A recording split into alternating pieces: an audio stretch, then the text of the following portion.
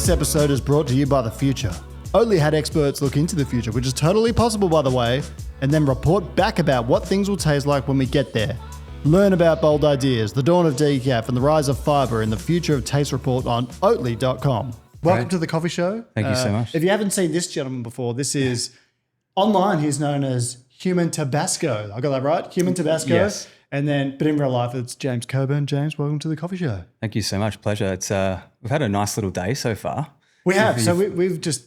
Do you want to walk everyone through? Oh, you've just been a lovely host. Well, we met at your first coffee shop, and then went to your second one. Met a few of the staff there, and then got some sandwiches. Yeah. And tasted a bit of your coffee as well. Some Hector's Deli roast pork sandwiches. Yeah, and you had an interesting opinion before that you prefer a fresh sandwich over a toasted.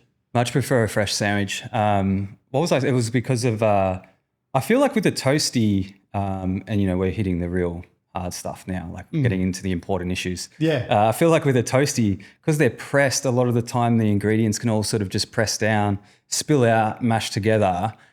And I don't exactly like that. I like a fresh one because it's all still so layered. Yeah, functionality in a sandwich is pretty important as well, right? Like I've got a beard now. It's not usually this big. I've just been working a lot, and so I haven't gone to see my barber. But you start getting those like cheesy, like kimchi toasty sort of thing. And I'm a sucker for good kimchi. Yeah. It gets all through your beard, and Yeah, I don't have that issue. Yeah, I've got the little mustache going, but it's a good mustache too. Yeah. Oh, thank you.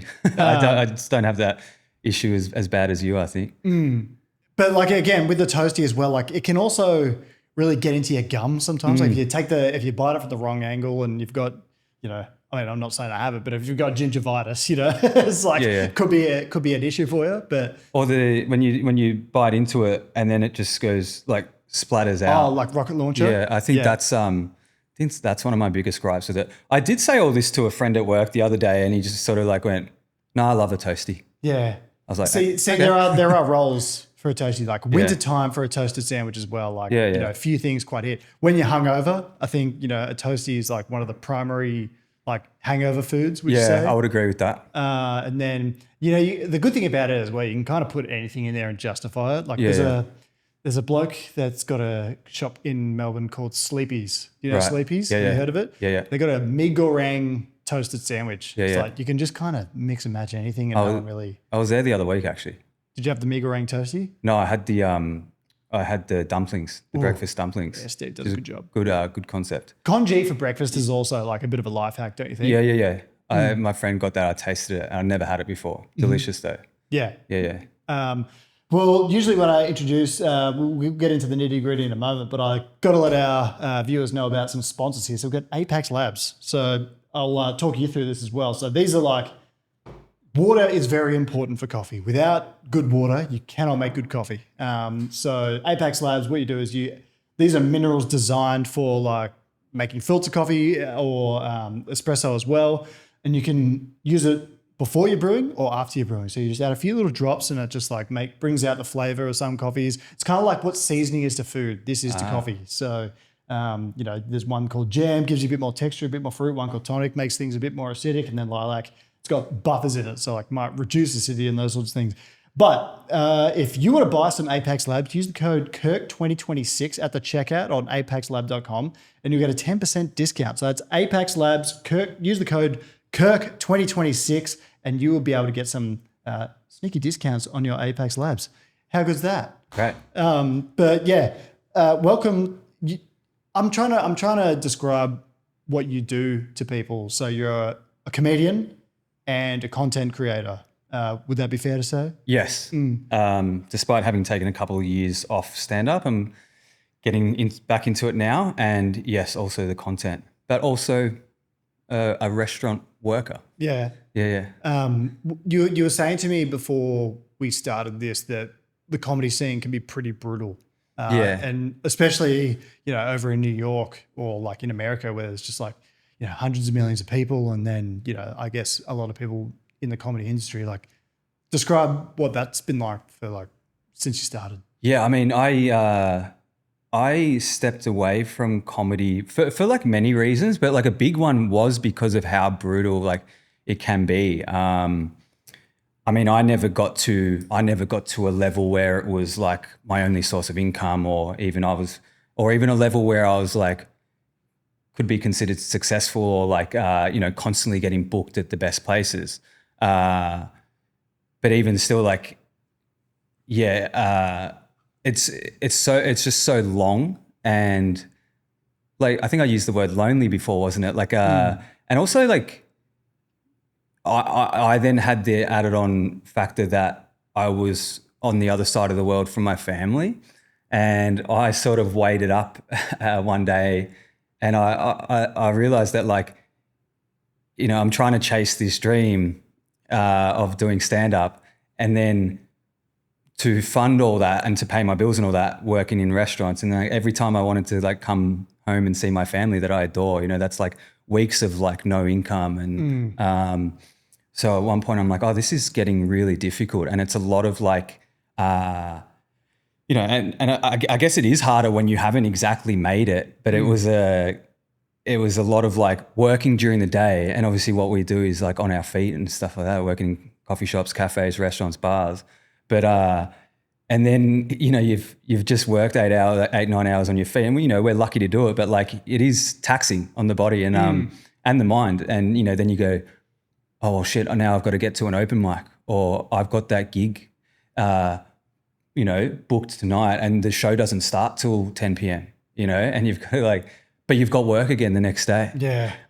And then, you've got to be up at 5:36 to go open a coffee machine, and yeah, it is brutal. And like, I'm not saying anything that, other comedians don't know, like it is. And a lot of people just go through it and decide that it's fully worth it. And I think I got to a point where for that time in my life, it sort of wasn't worth it. And, but now I'm sort of, I'm in a much better place with it now. And really trying to find my way back in, and really am sort of seeing how sort of like got a clearer idea of what the future may look like for me if I continue to do stand up. And definitely, it's feeling a lot better, like in my gut and in my heart. So it's interesting though, because you're probably in a better position now to succeed than ever before, right? Because you've done the social media content, which is like, we went to my shops and every single one of my staff members knew who you were. Right. Then one of the customers at the other shop clocked who you were as well. So,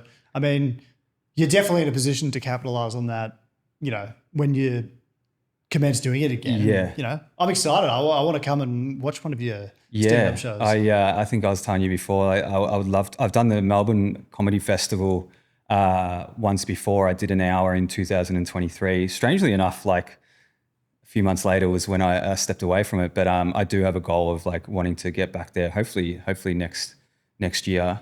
What goes into writing a 1 hour comedy piece? For me, luckily for me, like at the time that I decided that I wanted to write an hour, I had actually just gone through a big change in my life, which was getting sober. I sort of realized I had a problem with alcohol, and I was about almost a year sober, I think. And obviously that brings a lot of changes in your life. I was also a couple of years into being comfortable as a bisexual man. Mm-hmm. So there, as someone from like a very straight upbringing, private boys' school and all that, playing football and all that sort of stuff. So there was a time. So around that time, I was like, wow, I've always had this goal of like wanting to do my own hour. And like in hindsight, the amount of comedy I was doing and the amount of stand-up I was doing and the level at which I was doing probably wasn't ready to do an hour. But I'm also really glad that I just said, fuck it. And I just did it. Or I decided that I would. And I was lucky because, exactly what I said before was that at that time, I did have those, like they're big talking points that like being comfortable as a bisexual versus like coming from a very straight world, stories from, being essentially an alcoholic versus sobriety now and comparing those two lives. So, I was lucky at the time that I was already writing jokes about those things. And I feel like, those things along with a couple of the other things I spoke about, they do carry a lot of substance. So when I decided to do it, I already sort of had maybe like 25 minutes of like decent stuff. And then it was a lot of just adding on to that. And the beauty about doing your own hour is, especially in New York, you're so limited. Like even if you're like a really good comic, a lot of the shows you're getting booked on, you know, it's like maybe a decent bar show or whatever. You're only getting like 7 to 10 minutes, unless you're like this big headliner or whatever. So I remember a friend of mine said to me one day, I was struggling to fill my, you know, let's say I was aiming for a 50-minute show. I was struggling to fill that with other jokes. And he said, you've got the luxury of just telling all your stories now. You don't, you know, all the things that you would cull from like a joke so that you could fit a few of your best jokes into a 7 to 10 minute set on someone else's show. I didn't have to worry about that anymore. So all these jokes that I knew go for 2 minutes, I was like, well, that's actually a 5-minute joke if I include all the like the setup and all the tags on the back of it. So then it became like a really fun task to not think about it in a way of like, I've got to cram everything into this like 7 to 10 minute set. I was like, no, I can just tell my story. Yeah. Who would you say like some comedians you look up to, like, or who would you say your all timers? Because I was speaking to I don't know, have you ever heard of a pop up over in the UK called Flat White or Fuck Off? No. Anyway, they do this thing where they only do a flat white, and if you ask for anything other than a flat white, they tell you to fuck off. But anyway, they were on the podcast last week. Crazy concept. Yeah, it's like the dream, isn't it? But yeah, we were talking last week, and for me, Monty Python is the funniest comedy group / anything I've ever seen. Like the way they could just do it without like being vulgar or anything back in the day, but like I just think they are some of the funniest ever. I mean, Eddie Murphy's got to be up there as well. Like he's just as a performer as well, not just a comedian, but like just the appeal of everything he did. Dave Chappelle, obviously funny as all hell. Who like you'd say some of your number one guys are? My number one, and it's like not even a question for me, is a guy named Rory Scovel.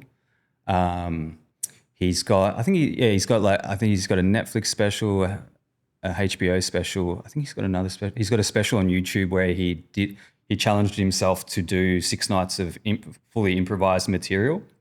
And I don't mean improv comedy. Like he just went on stage 6 nights in a row with no like notes, not doing any of his tried and tested stuff.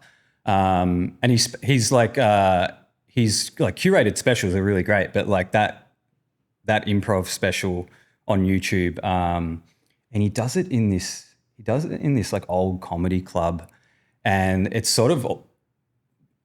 mostly about his show, but it's also about the history of that comedy club as well. And it's really interesting. And I just think he's a perfect balance of well-written and structured jokes as well as being totally wacky, crazy and going off on tangents. And, you know, he does that when you watch him, but it's always not that hard to follow. It's like, he'll go off on tangents and be wild and wacky, but it's still not that hard to follow because it does stem from like an initial premise that is solid. And then I've only ever seen him live once, and it was in Brooklyn at the start of last year. And I was very lucky because my roommate at the time, her boyfriend was actually a successful comic as well. And he was friends with him, which I knew. And he sort of texted me one day, he's like, what night are you going to see Rory? I'll come to that show. So he came to that show, and then by the end of that, he did the show, and he did improvised as well. He like went up, and within 5 minutes, he had done like a joke that was fully improvised on the spot. That was like 100 times better than any joke I've ever done. That's taken me months to like flesh out, you know? But he signed some of his artwork. He's like an artist as well. Signed some of his artwork and merch after, and like sort of chatted to some people at the bar afterwards. But once everyone had sort of dispersed and gone home because it was getting quite late, he actually came and sat with us for a bit. And I don't fangirl that much. Like I've sort of I worked in a cafe over in the US for 8 years in sort of like a pretty popular area in Manhattan. So we were used to having like celebrities come in and all that. So I don't really try to fangirl too much, nor do I think anyone should, you know. But I was sort of like my friends and Rory himself probably couldn't see it, but I was sort of like shaking. Yeah, right. But he was a really, really, really nice guy and Yeah. very chill. He's also just a good person. I like good people Yeah. in comedy. The just someone that popped up in my mind as well, Bill Hicks. Yeah, right. Gone way too soon. But yeah, I think he died at like 37 or something of pancreatic cancer. But God, he was funny. And just the way he could like make these sounds and stuff with his mouth, like Yeah. he was just savage. See, this is a thing that I find funny. Like all the classics like that, I have like barely any knowledge of. I haven't sort of like watched them. So I'd find myself in comedy rooms with like staunch comedy heads, like talking about the classics, and I'm like, oh, I've never really done my research. I like this new guy, you know. Well, you make me think I need to go watch some Rory Scovel now because I've never watched any. Yeah. But transitioning now to a little bit of like your content stuff, because I think you being having some comedic traits, definitely is represented in the content that you make, which is almost primarily like hospitality focused. Would you say? I think, yeah, wholly. I think, wholly. But when did you decide that you wanted to start doing that, and how did you kind of begin doing that? I think I stepped away from stand-up itself around mid 2023, and then I just decided to be kind to myself, which is quite rare. But and I said, let's take some time off just everything. And I because I'd been chasing this, like I had this creative pursuit in stand-up for a long time, and but I'd always loved working restaurants, and I knew that I wanted to do something else and something different. But I said to myself, let me just go to work every day and pay my bills and cook dinner at night and watch movies with my roommate and catch up with my friends. And because the creative pursuit is, and you do a lot of different things as well, and you probably feel the same, where it's like just constantly on your mind. And so I decided to just switch off for about 6 months, which I was very lucky to do. And that was a really nice time. But after a while, I was like, I want to do something creative again. I know that I don't want to go into stand-up right now, but I know that I want to do something. And I said, the world's sort of going in the direction of social media and digital content and all that. And I'd had a couple of conversations with like either stand-up friends or other friends that were sort of had large followings, and we spoke about, and just hearing about sort of their life and sorry to sound superficial, but some of the money that some people were making, and just the life it afforded them. And I was like, okay, this could be a good path to go down and go. And then I said to myself, all right, well, what do I do? And I'd always like sort of been, working shifts, and halfway through a shift or halfway through an interaction with a customer, being like, this would be like a good video. And I said to myself, well, I get an infinite amount of ideas every single day without trying. If I wake up and go to work, there's a premise. There's a video. And one thing that I really wanted to do was like, one thing that was really annoying me at the time was I started realizing just sort of like a bit how sort of fucked up the world is. I would walk from the train station and see, just really, unfair like conditions for some people, like, extreme homelessness. But we were also in a very affluent area.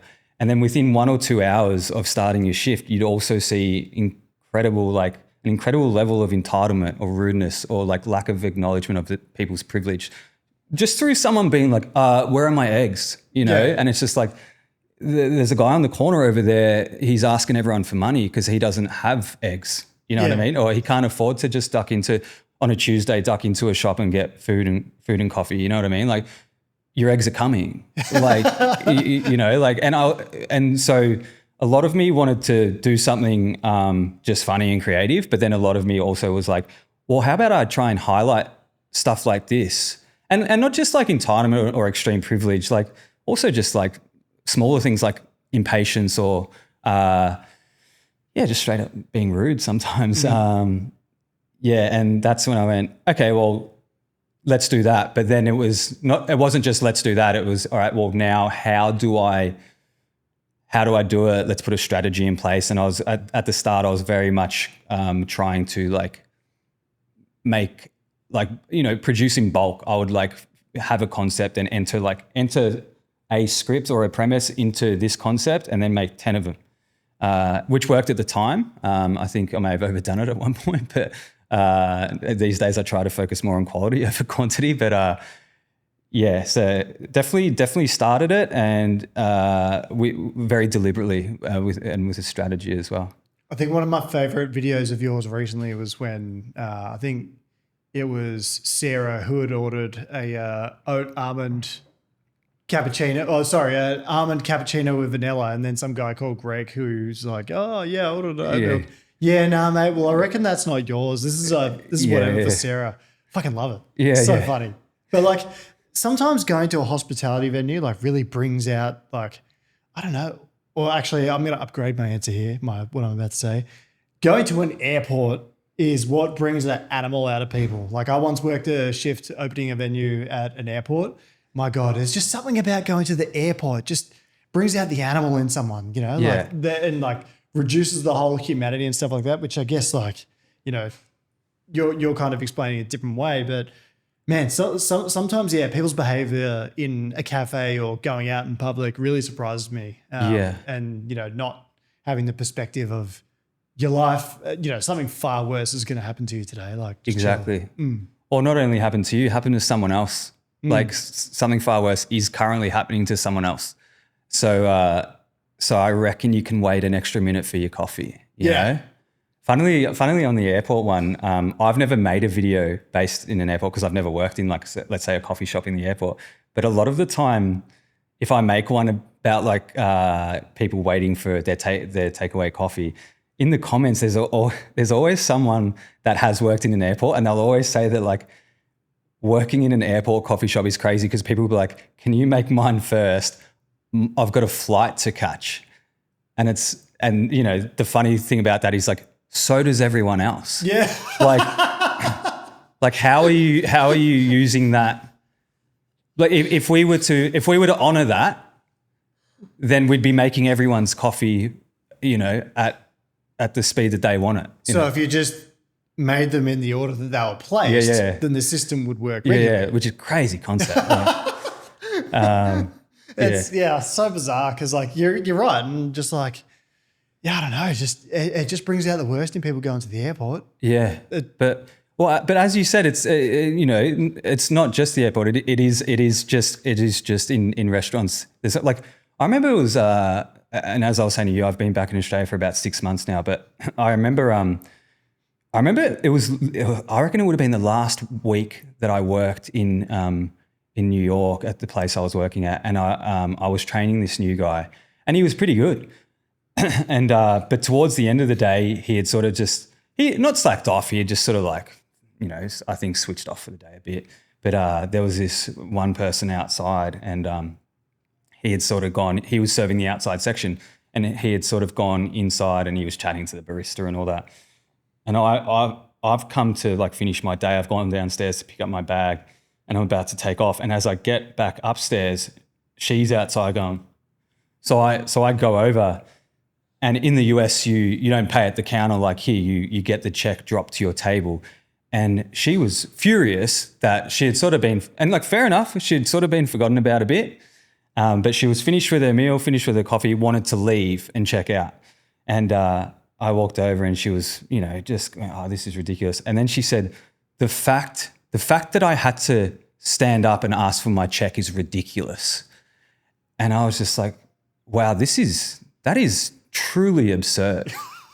that is like crazy behavior to put on display in public. Like, she didn't realize that. She thought she was being normal. And like, I went from being like, we need to be doing our job better. The guy that I'm training, I'm going to have a word to him, and he should have been out here paying more attention, not inside chatting to the barista. I went from that to being like, I don't really care anymore, because that is wild. The fact that you had to stand up and ask for your check. Like, and once again, going back to why I started, walk 1 block that way. There's 2 people that are going to ask you for 50 cents so that they can maybe get, a cookie for the night.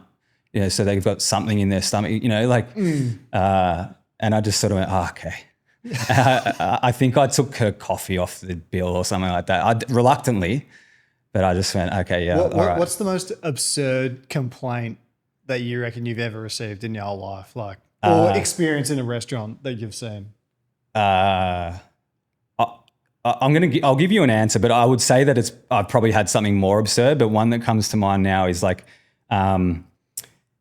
I was hosting. We were based in like sort of Soho area, Manhattan, and I was hosting. We were busy, so busy, and I had a full indoor section, a full outdoor section, and probably an hour-long wait list of 20 to 30 parties waiting. And this one guy had put his name down. Let's say his name was Sam or whatever, and he was really nice. But I've quoted him 45 to an hour or whatever, and then in the time that I've just been doing other stuff and taking other names, his friend must have come along and joined him, and time passed, and then the friend came up to me out of nowhere while I'm like helping other people, and so I've never seen this guy, and he goes, "Sorry, how much longer for our table?" And I'm like, "Who are you? Like, I've never seen you before." And he goes, well, I'm the party for Sam for 2. And I'm like, "Yeah, I quoted your friend 45 to an hour. It's been 30 minutes." And he's like, and he sort of just did, oh. And then he said, "We've come all the way from Brooklyn," which is like a 25-minute train ride. And the table I've just quoted were from fucking France. You know what I mean? Like, and I said to him, like, "Mate, I live in Brooklyn." And he just went, "Oh." And I said, "Well, it's still not even in the window of like what I quoted your friend." And then he just started like, he got angrier. And then his friend literally, like a parent would to a child, came and like sort of grabbed him on the shoulder and said, "It's okay." And I looked at his friend and I said, "Hey, he can't speak to me like that. Would you still like the table or not?" And he said, "Yes, I'm so sorry. We would still like the table." And he had to like drag his friend away. And all I could think was like truly absurd because like, not to assume anyone's like age or whatever, but like I would have had this guy, late 30s, 40 years old, dressed in clothes that looked to be quite expensive. And truly absurd because I just think like you've made it this far. We're talking a matter of like 10 minutes, maybe in regards to when you sit in this restaurant that you're lucky enough to eat at. Yeah. And you've come to me and gone, "Oh, we've come all the way from Brooklyn." And it's just, like I came from Brooklyn and it took me 20 minutes on one train line. Like, it's not exactly hiking through the Sahara. No, exactly. On my days off, I travel further to go to a coffee shop that I want to try. Do you know what I mean? Like you're not saying anything, you're just carrying on. Yeah, I'm trying to think of what's the most absurd thing I've had happen.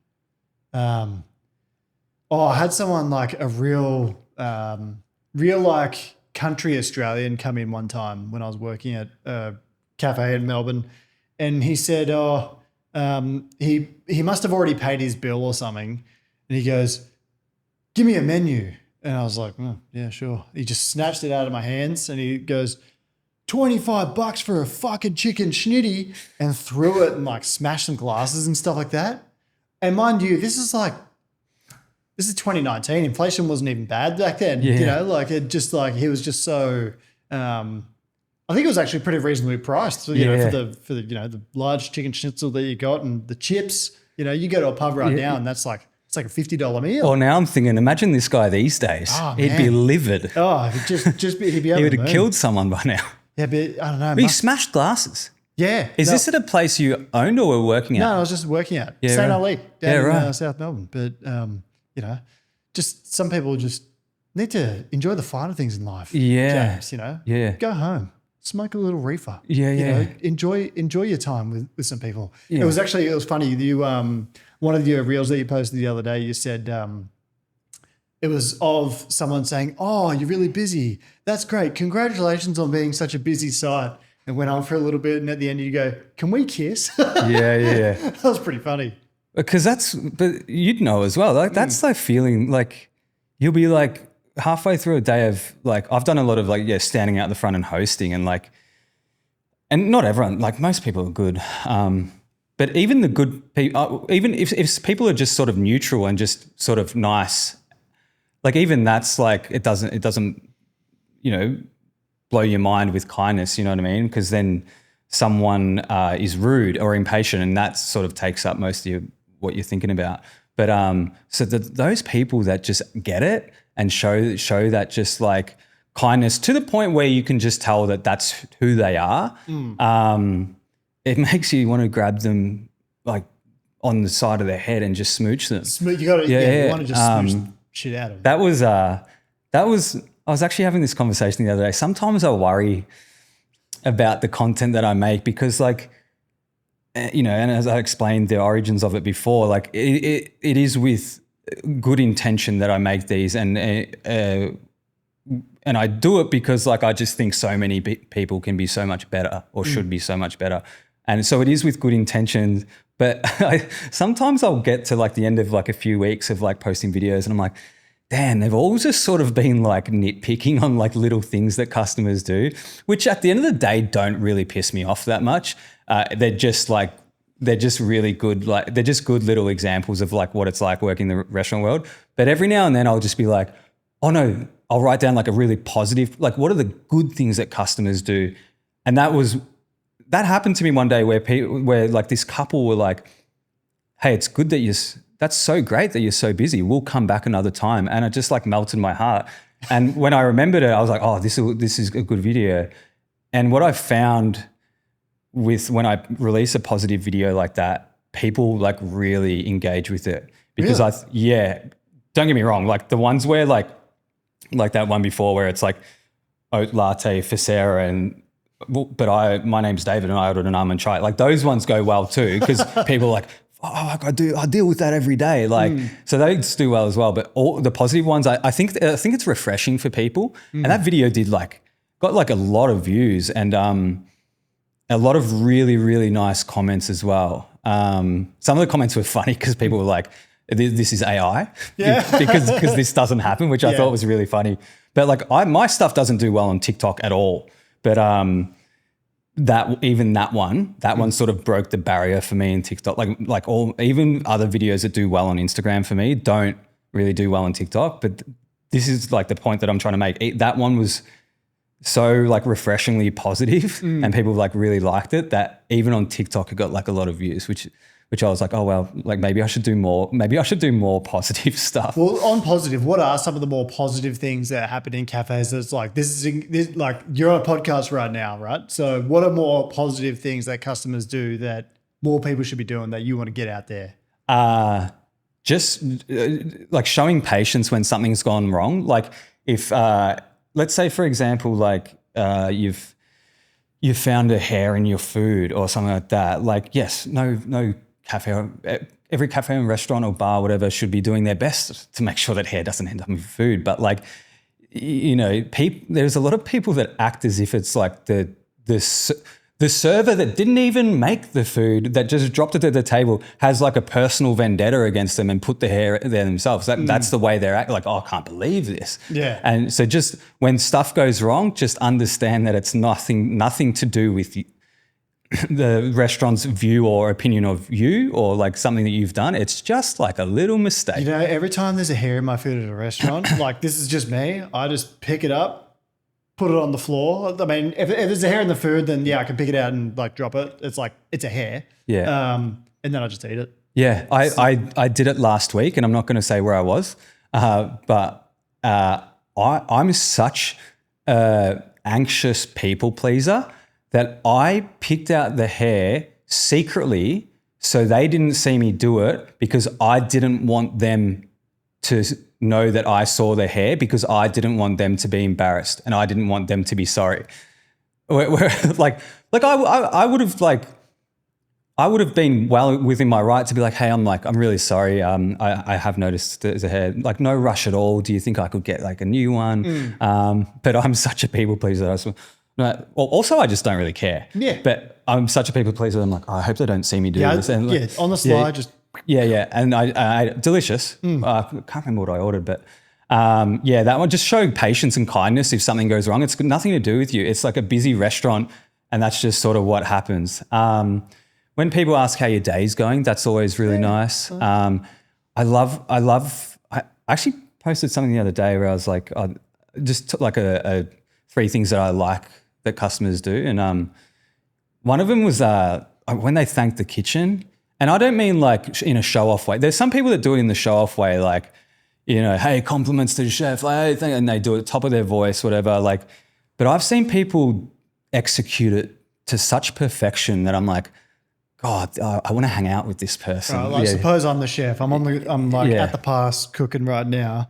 What's the nailed perfection edition of this? I think it's say you've gotten up from your table, you know, you've thanked your server, you're sort of like, hey, thanks, and then you just go, hey, thanks everyone, delicious.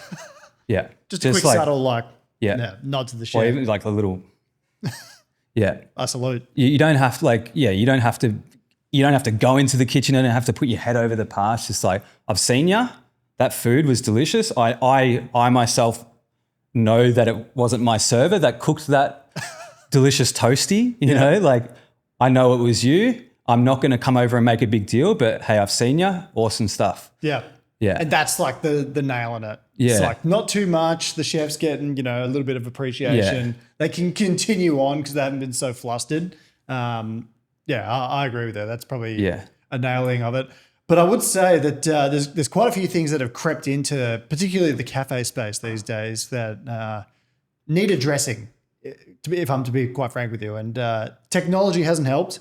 Wearing your fucking headphones when you're waiting for a coffee. Yeah. Like, goddamn, these noise cancelling headphones are good. I can tell you, the Boss ones in particular, they're like, there are so many people nowadays, and we at the cafe, we now say they're locked in. Yeah. 'Cause I'll be standing like as close as we are now, which is about 1 meter, and I'll be like, Charles. Yeah. Earth to Charles. And, you know, there's a bench between us, which is why I don't just go over and hand it to him. Although, you know, and so just get off your noise cancelling headphones while you're waiting for a coffee, bro. Yeah. I'm telling you, whatever, like whoever you're speaking to or whatever you're doing, it can wait. like unless you're doing like heart surgery, like in front of us in the coffee shop, then just switch off for a second and like listen out. The other one is people wait till they get to the front of the line to transfer money into their bank account. It's like they go to a coffee, they order the coffee, they've lined up for, you know, however long it takes. It's like they ask for the coffee, order it. I will now transfer money into the proper bank account to pay for this coffee. Yeah. And that happens quite a bit. The funny thing about that one, it's probably not just us on this end going, well, this is crazy that they've done this. It's the people behind them as well going, how have they waited until now? I actually was hoping we could do a skit later on that maybe listeners to the podcast will get a sneak peek of, and that is down at the cafe and, you know, say, for example, I come up to you and say, hey, here's a copy of the menu if you want to look at it and decide what you like. And then you would respond back, no, thank you. I'm going to wait till I get into the front of the line to do that. Cheers. And then they just make everyone wait. Yeah. I thought that would be a bit more funny that, you know. No, I'm trying to. That was some of my best material here, James. Yeah, no, I'm trying to think if I'd ever done one on that. Like I think you were talking. I'm like, oh, this is an awesome idea here. I might have to do it when I get home. we can go down and do it in the cafe later today. I don't know, but and I've got a segment called Grind My Beans now, right? Yeah. So I'm going to do my Grind My Bean issue right now. And this might be a bit harsh for some people, but if you need a napkin or a sleeve for your coffee, you're a coward. I'm sorry, but like it's like it's not that hot. Like even a long black you can hold, you can just grab from the bottom because there's a little gap. But like if you're especially if you're a grown man and you require a napkin for a latte, like a long black, sure. Like a hot filter coffee or a hot black coffee, all right. You can get away with it. But if you needed to hold a latte, coward. Sorry. So you're okay with the long blacks? Yeah, but only just. That's the threshold. Yeah, like right. If like that is the gate to Mordor. That is like, yes, it is acceptable. It is not a faux pas if you get a napkin for that. But if it's a milk coffee, you're a coward. Yeah. Okay. Agree? Disagree? I'm glad you're okay with the long black, because I've got like soft little George Costanza hands? beautiful little soft hands. Yeah, that look nice, actually. And I a long black for me is a bit hot, like with the single cup. But what I do, it happened like last week where someone, it was literally just a latte, like not even an extra hot latte, and the person was like, "Can I get a second cup? It's really hot." And I wasn't like, "Fuck you" or anything like that. But in my head, I was like, I could have sworn, because I think I was the one that like called it out, and they'd like sort of taken a few steps and then come back. But I was already moving on to like the next ticket or whatever.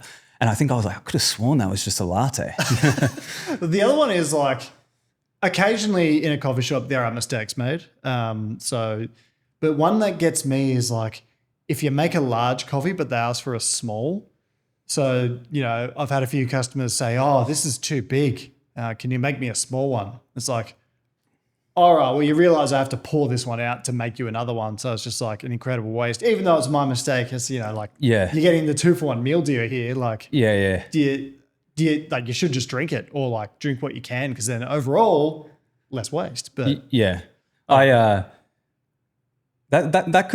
that's like another one that I really like, where the mistake is made, and it's on us, whatever.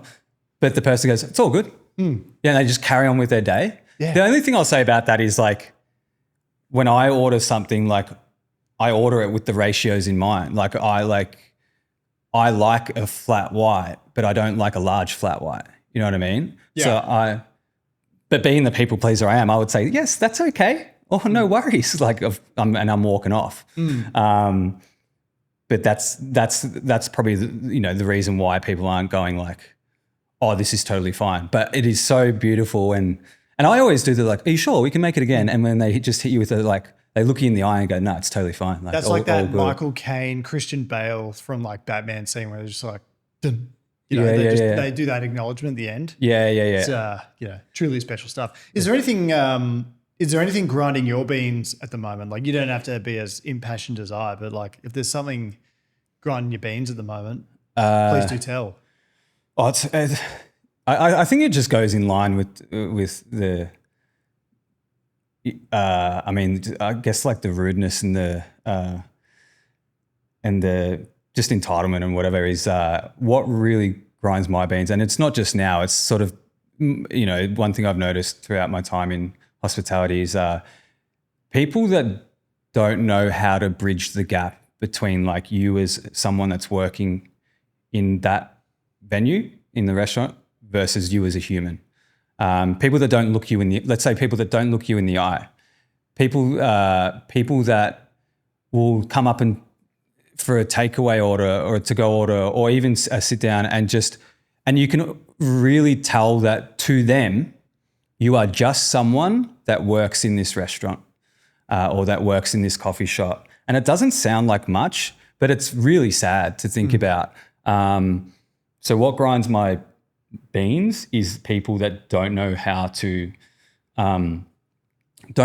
even just simply look restaurant staff in the eye and just understand that they're a person with a job just like anyone else, and they've shown up to work today, and they're worthy of being asked how their day is or just having a joke with. They're not just someone that you can, let's say you're the server, they're not just someone you can just be like, yeah, chicken sandwich. Yeah, that grinds my beans when people don't know how to look you in the eye, don't know how to, ultimately don't know how to behave. And it makes the experience so much better for the guest too. You start feeding off each other's energy. Yeah. I couldn't imagine going into, I'm just sort of not wired like that, but I couldn't imagine like just going into a restaurant and not doing everything I can to actually take in the whole experience. Like I don't even really like going into cafes or coffee shops to like sit down and work, because like that's like my at home or office space type activity. If I'm going to a cafe or a coffee shop, I'm going to see like, damn, like this fit out's lovely. Yeah.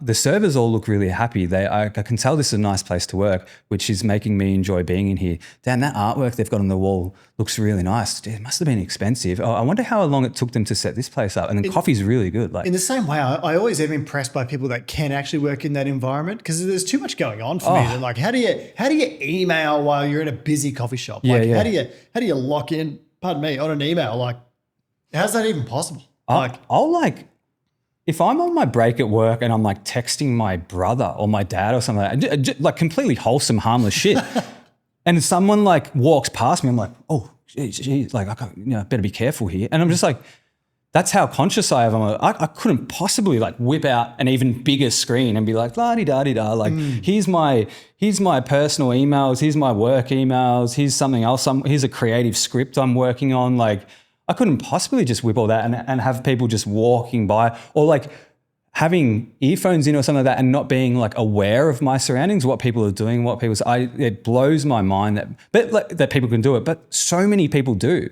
And like to the point where like you and I are probably the odd ones out that we can't do it. Yeah, true. It's much more of a thing in America than it is here, though, right? Like, well, it's massive because I think they got used to like something like Starbucks where you can do all that stuff. Like those places are set up for that. Even not even Starbucks, even just like other sort of smaller coffee shops. Like a lot of the places near where I lived in Brooklyn were like this, where you could it was no like table service or anything like that. You just go order from the counter. They're fully like stocked like a coffee shop or a sort of cafe, but like it's all like order at the counter, grab it, and then, or they'll just call it up and you go grab it and you go sit down, and literally just everyone in there is working on a laptop. So when we, a few friends of mine set up a spot, which is where I work, so we're in Manhattan, and because that's like what they're used to over there and like that's sort of the vibe, we eventually we put it on our menus, but like we had a policy where it's like no laptops.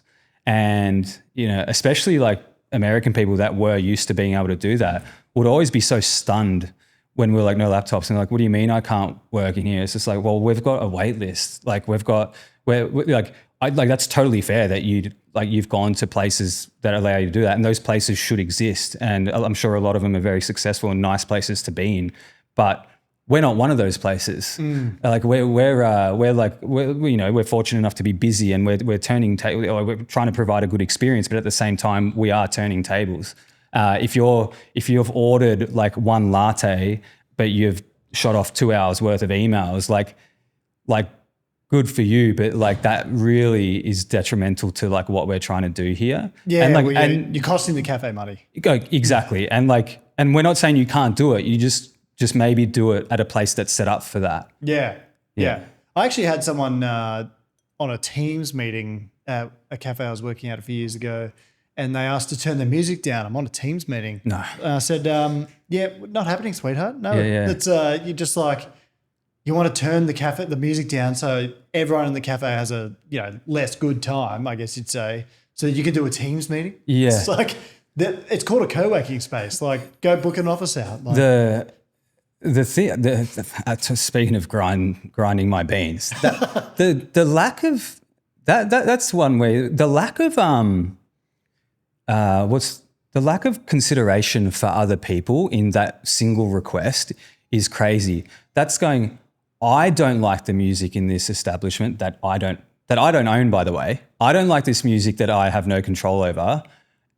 It is too loud for me, therefore I'm gonna ask for it to be turned down for me. What if there's 40 other people in the establishment that are all bopping to it? Well, they should just go fuck themselves. Yeah. Well, exactly. Well, that's what this person's saying. I'm more important. They should all go fuck themselves. I posted a video about that once, and there were a few people in the comments saying like, "Oh, but people have hearing issues and all that," which like I totally get it. And the video wasn't really made with that in mind. Like everything can't be for everyone. No, exactly. I mean? And I've had that situation in the past, and I've done my best to cater to that person. But I actually had my first experience. It was about 3 weeks ago, where I work at the moment, where a customer asked to turn the music down, and it was the first time ever where I went, "Geez, it is a bit loud, isn't it?" Like I was on there, so I was just like, you bang on. It happens. And I sort of went up to our manager like that customer, like, turn the fucking music down. What's going on? But you got to know what to play in a cafe as well. Two things I hate in a cafe is like, yes, one, where the music is too loud, but B, like if you got depressing music on, like I just cannot stand like that soft piano like type thing. Like I like, I want it to be a vibe in there. Like, sometimes I walk into the cafe and someone's put some Daniel Caesar on or something. I'm like, geez, we had a fucking funeral? Like, let's pump this jam up. I think, sorry, you go. Disco music in a cafe is the best music in, a food venue. Agree? Disagree? I would agree with that. I think what was playing at the time in that situation I just mentioned was, it was like 9 a.m. on a Sunday morning, which is like, it's getting busier then, but it's still pretty early in the day. And someone was pumping AC/DC. And it was like I used to listen to a bit of AC/DC. I'm not a huge rock and roll guy, but like, don't get me wrong, AC/DC, whatever, great. But like 9 a.m. at a cafe on a Sunday, like and it was loud too. That's when I went, nah, you bang on here. Yeah. See, AC/DC, I'm sorry, but in my, like if I'm a dictator, that's banned. Right. That's just totally banned from cafe. It has its place. It's more of at a barbecue type thing. Who doesn't want to listen to AC/DC at a barbecue? Like you don't play Daniel Caesar at a barbecue. Like, it's, I would agree with that wholeheartedly. Although I do kind of feel like there should be one situation because once you drink a few coffees, you can increase your cortisol levels. Things start getting a bit more stressful because you're so much more alert. And I've thought about one time, because I'm a massive heavy metal music fan, there should be like an hour of a particular day where you say, right, we're having a heavy metal music and coffee hour. But it would probably just have to be like a one-time thing as an experiment because, what happens in that hour? Just you've got, I don't know, Motley Crue playing and you're smashing espressos and like it could get hairy pretty quick. Are you alerting people? Are you like advertising that this hour is going to happen, or are you just like one random day for the hour you're just going to hit people with it? So they could already be in the establishment, have no idea that it's coming. It'll be a predetermined thing. Oh, okay. Because like if you don't want to involuntarily, have that hadn't someone. But like say for example, someone sitting in the shop, hey, in half an hour's time, we're going to put on some AC/DC, some Motley Crue, some Black Sabbath, some Slipknot, Well, would be interesting. You're no stranger to experimenting and pushing boundaries. So like, it doesn't surprise me that you've thought of this idea. Yeah. But the other thing that I do in cafes that's probably not acceptable, like to some, the other day I went to a place called Reuben Hills in Sydney and I met up with my brother, for the first time in like 2 years. We haven't seen each other for 2 years. And we were talking, we were like, let's catch up for coffee. And, but we both just got Pokemon Fire Red. Like they re-released this game and like there's certain Pokemon that are only available by trade. So I just messaged him, like, maybe bring your Switch and we'll do some trades. Yeah. And we sat there for like an hour just doing some trades and stuff like that. And I think all these people were looking at us like we're kind of morons because here I am, this sort of dweeb just playing Pokemon. And mind you, my brother's like a professional bodybuilder. He's like, like 2 plane tickets kind of size. And it just looked obscene. Yeah. So, that's probably like the worst thing I do. And that's like my version of taking a laptop. The cafe didn't have a no Nintendo Switch policy or? As far as I'm aware, they did not have a no Nintendo Switch. They didn't have it on the menu. They were quite accepting, actually. Yeah, right. So we got away with it. I got my Alakazam. He got his Machamp. So I mean, we're all good. Yeah, that's a good day. Yeah. One of my friends that I work with at the moment, he'll sort of later in the day. Is it Olivia Dean that just got the top 100? Is it the Man I Need? So yeah. He'll put that on. And it's not like during peak service, but he'll put it on like later in the day. And I realized the other day that it's a great song in general, and like, but there was a day where I was like, bloody hell, he's putting this song on again. And then I just went, geez, it's good though. Like, and it took me 2 seconds to just switch again and be like, it's an absolute banger. And now every time he puts it on, I'm just like, hell yeah. Yeah. I hear it every single day, multiple times. And sometimes that real poppy stuff is awesome as well to pick up a vibe in a cafe. The thing about Olivia Dean is I don't know if there's a more universally liked person on the planet right now. Correct. Like have you ever heard anyone say anything bad about her? Nah. And her music's sick. Yeah. She's beautiful.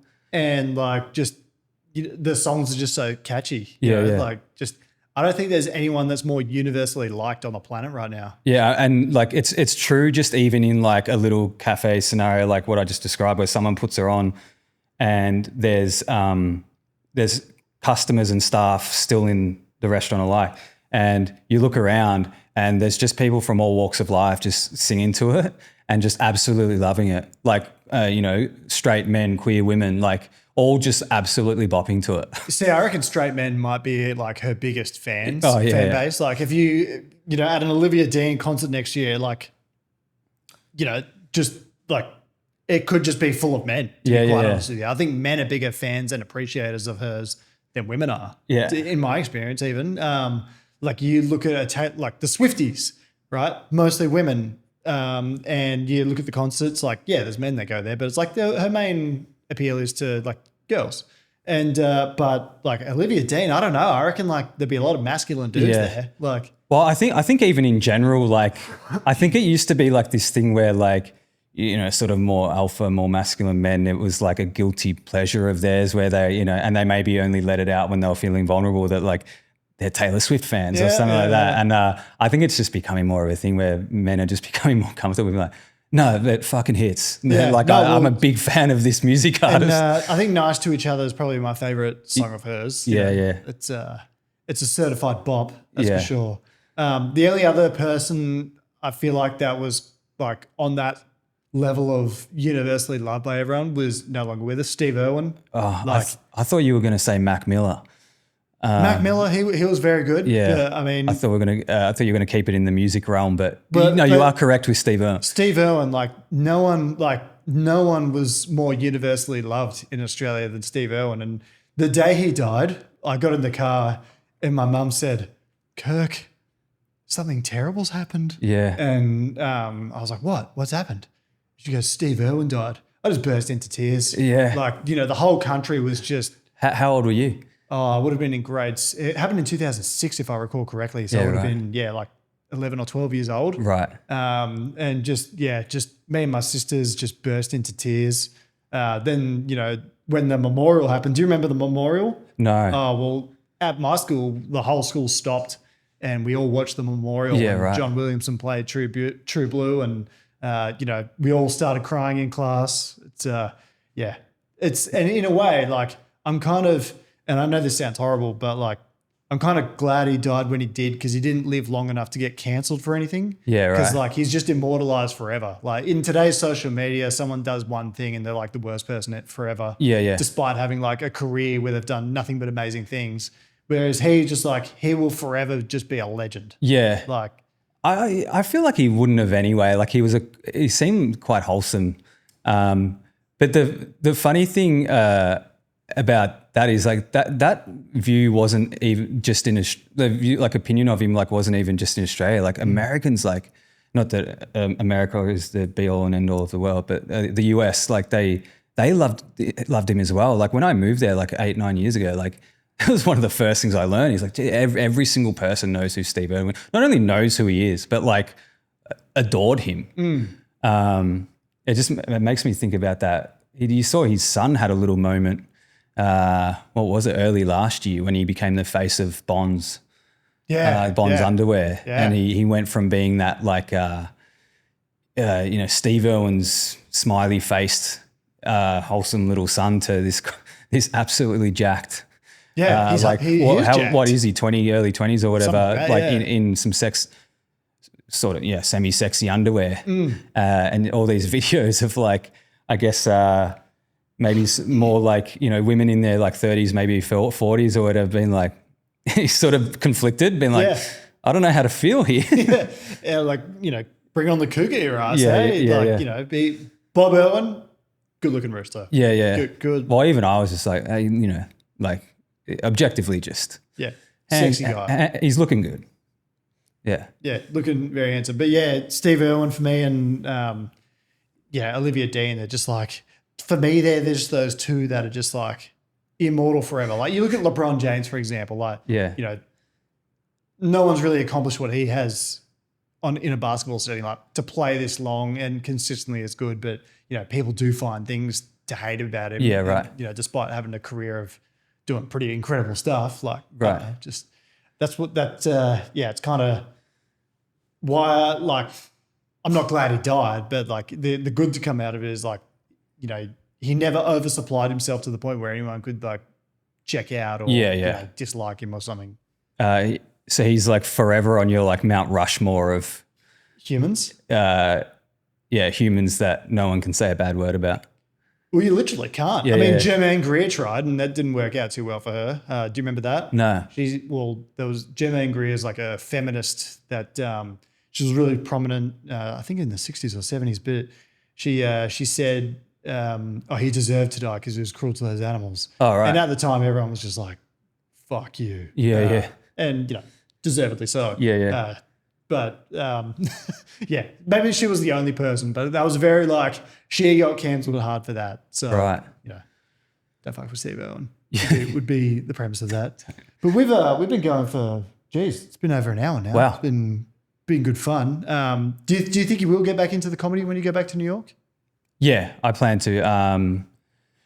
I've got a few shows coming up here as well, but and I want to try and keep that going. But where can people watch these shows? Where are you? Oh, they're just they're sort of I guess what could be considered bar shows, but good ones though. All run by good people. I think I've got the Funny at the Brunny. I think it's at a bar called, is it the Bergie Seltzer in Brunswick? And one at Lido Comedy as well. In the coming weeks.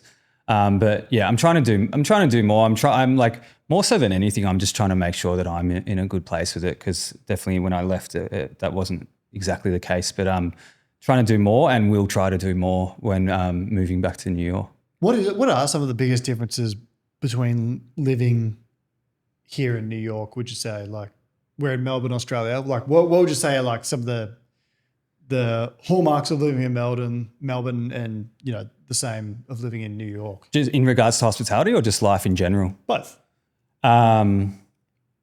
Life in general, and this is, I'm not saying anything groundbreaking here, but just how busy New York is.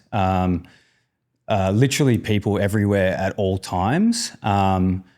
Which is exactly why, I've had family members come visit, and it's the exact reason why they say they could never live there. But for me, it's sort of the reason why I want to live there. I am enjoying my own space and my own time more these days, but I'm still very much in a space where I do like to be busy, and I do like to be surrounded by people. And when you're in a city like that, and it's so like hustle and bustle, and I'm not a huge like grind set type mindset sort of guy. I don't really care for that. But like, when you're amongst a lot of people, and they're all people trying to do something, whether it be like chase a goal or like save money or like, even just exist, like, it does, it sort of boosts you up, and it makes you go, oh, look, this is awesome. Like, everyone's sort of like trying to do something here. I'm busy. I'm sort of chasing after something I want. It is really nice. The other thing is you sort of like the accessibility to things in New York. Like if you want to do something on a Tuesday night at like 10 p.m, there's something on. It's something I've struggled with coming back. And, and that's totally fine. Like, a lot of my family and friends, like they've got lives, they've got kids. Kids' jobs that require a certain amount of time and energy, and you come back, and don't get me wrong, there is stuff to do, but, I might hit up a good mate and be like, I probably don't hit up a good mate because I know that they're in bed or whatever, or they've got kids and they've got all these responsibilities, which is so great.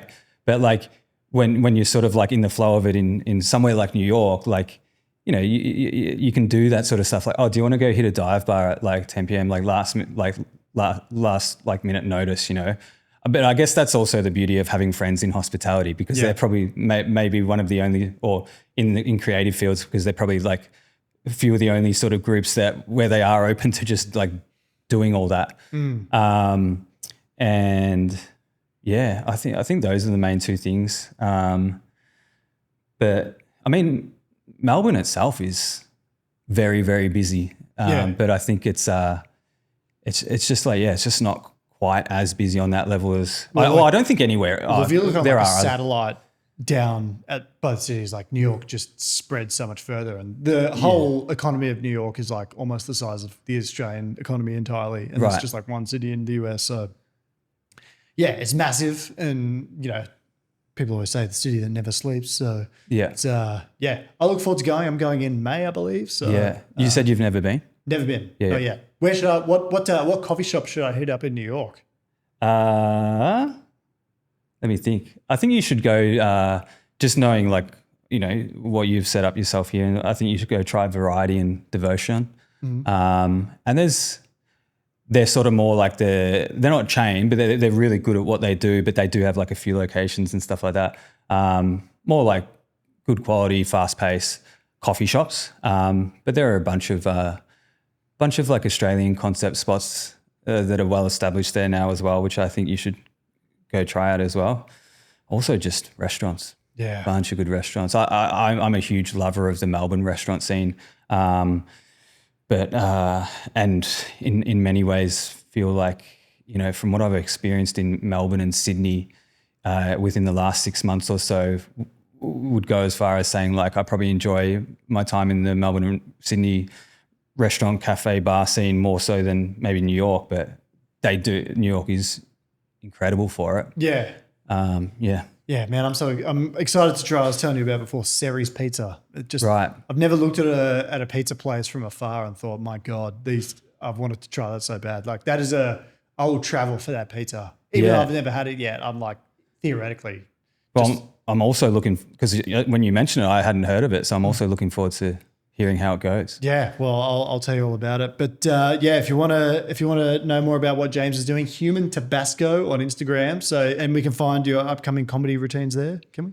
Like comedy shows. Yeah, I'll be posting to my story and all that sort of stuff. So go to one of James's shows. I'll be going to one when there's next one on. Yeah. So looking forward to it. But yeah, thanks again so much for accepting the invitation to come on. It's I had no idea you were in Melbourne until recently, and as soon as I knew, I was like, "Damn, I got to hit him up." So great. Yeah, and congratulations on you got a green card. Yeah. So hopefully, got to make it work first. Okay, got to go through the whole application process. But fantastic having you on.